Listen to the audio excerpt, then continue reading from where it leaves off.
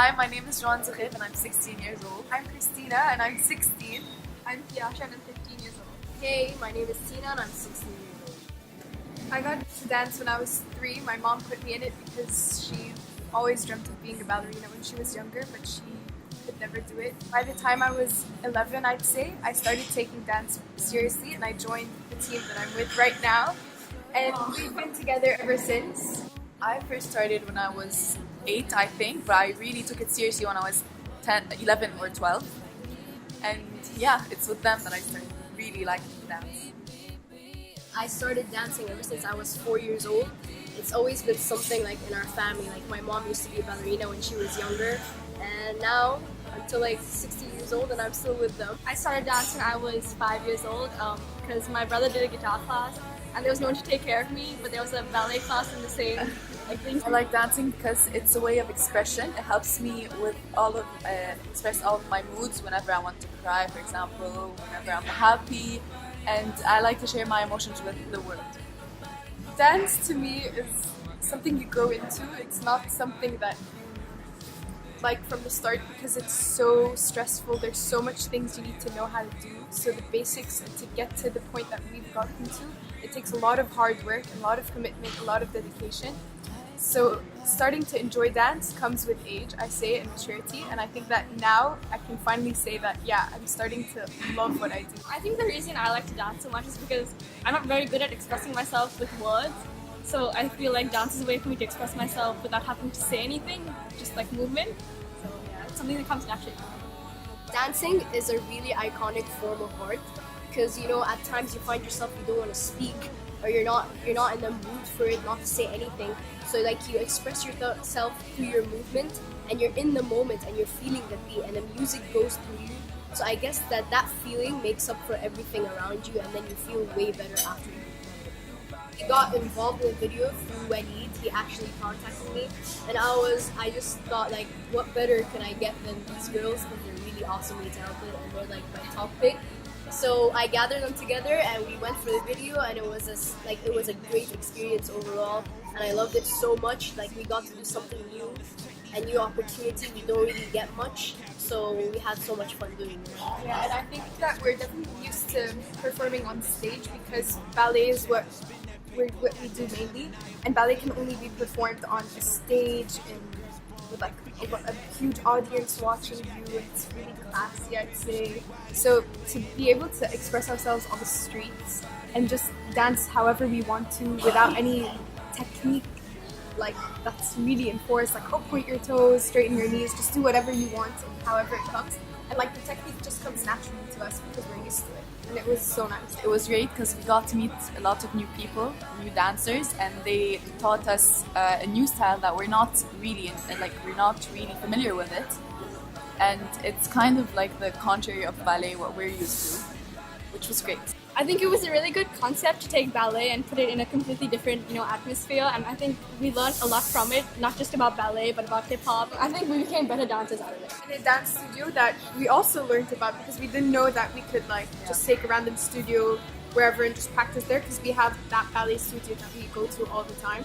So one of the dancers, he hooked us up with the studio. And so we met up in the morning and we practiced for around 4 hours, I'd say. And it was mostly just us learning how to combine the two genres. And then it got into each person just kind of figured out what they liked most and they just created that little routine that we incorporated in the music video. Yeah, everyone created their own choreography for their parts in the music. What was fun about the video was the choreography and how free we were in creating it. So it was merely based on teamwork. We practiced throughout the whole day. So then we'd discuss with each other, see what kind of movements suit what we're doing, and also the movements and how they suit the lyrics of the song. It's very important to make your dance moves express what the song tries to say and what it means. Growing up a dancer ever since I was a young ballerina and going to the studio and I just fell in love with the concept. So for sure, since I grew up with it and I was so committed to it throughout my whole life, I plan to take it on further when I grow up, and one of my biggest dreams is to be able to go on Broadway and perform, maybe be in a ballet. That's one of my top dreams. Basically, I'd like to follow my dream in the performing arts field, and yeah. Dance to me, and I feel as though it's the same with the girls.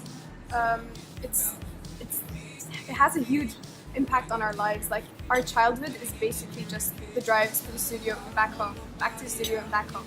So we definitely don't want to lose it, and we're kind of used to it. It's kind of like part of our lives, yeah. So even though we want to go into different fields in our professional career life, so like Joanne, you want to do later? I want to be a doctor. I want to be a lawyer. I have no idea. But that's it. But we want to have it with us. Like dance will always be there. In the morning, we have to wake up a bit earlier just to have a class, and then at night, like we'll always try to incorporate it in our days because we can't live without it. Our main objective as dancers in a Middle Eastern country is to open up the doors of many girls that are going up with this dream, and we are like the first ballerinas in Abu Dhabi, like one of the first teams, or we're part of this huge this huge ballet family, I'd say, and we're kind of like the first people that started it here. So I feel that our main objective is to let girls everywhere to be able to do this, girls and boys. But I feel for girls it's a bit harder because I don't know, being in a tutu and a lot of parents are against it. A lot of people don't like the concept of it. So just have a studio at least for girls everywhere to be able to express themselves. That's our main objective.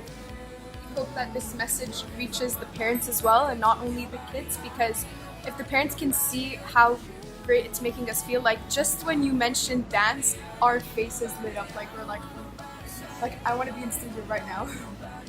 So maybe get this message to the parents, because if your child wants to be a ballerina, then let them be. Let them do whatever they want to be, and you'll see how much it will impact their lives and how they will be around, how confident they'll become. I think it's very important to take the step, because some people need an encouragement through, I don't know, like many people, in order to do something, they need to feel confident about it. So if we showcase ourselves out there, we let them know that you can be that, you can dance, you can do whatever you want. So they feel inspired, I guess, through our videos, through our work.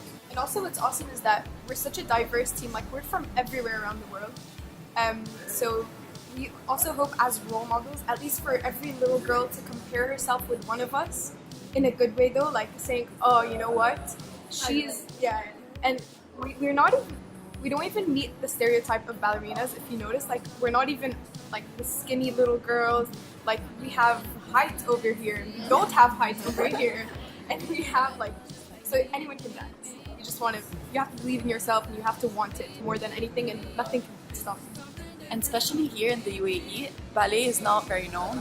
So whenever we walk around with our like leotards and tights, everybody looks at us and they're like, are you gymnasts? We're like, no, not really, we're ballerinas. And they're really shocked. They're like, oh, where can we see you dance? There's a stigma with being a dancer, and hopefully by doing projects like this, we like normalize like dance, something that people can do to express themselves. It's not anything unusual. You alone, you make an impact in the world. And if you want to become the first dancer in your family, you'll feel like, this is just one family in like this little town that no one knows about, but that's a start, and that's how everything begins. Everything goes from tiny to big. That's how the world works. Don't let anyone drag you down and get in your way and tell you you're not good at it, because all you have to do is prove them wrong and prove to yourself as well that you can. You should never, as corny as it sounds, you should never fail to chase your dreams, because even though it's a lot of hard work and it's a lot of dedication and commitment, I think in the end you'll be so much happier doing something you love than something you're forced into. So definitely follow your dreams. And it's not easy. It's not easy. We can barely go out. Like we went out like with zero social life. Yeah, it's like as social as it gets. It's so hard to pick, because like ballet has been planted since ages ago, and there was great dancers, and we look up to them every day, and we always hear their stories. So it's very inspiring. But I guess like I'd say Maya. They're all Russian in the ballet world, so like we can't pronounce their names. Sorry. But like for like Anna Pavlova and all these great dancers, they always leave a mark in the ballet world, and it's it's very hard to reach their level. Like they left a great influence on the world, and they established the real meaning of ballet, like the way they express themselves. There's an example of how dance is so expressive in such little movements. If you take Svetlana Zakharova's Dying Swan, all she does is pas de bourrée from like across the stage, and she just moves her arms, and she makes the entire audience cry. All of them. Like it's not one person that's like not it. It's so like it gets to me. It's like you're in awe when you watch stuff like that in front of you. Like just the movement of hand can make a whole audience react like crazily. So that's it's something.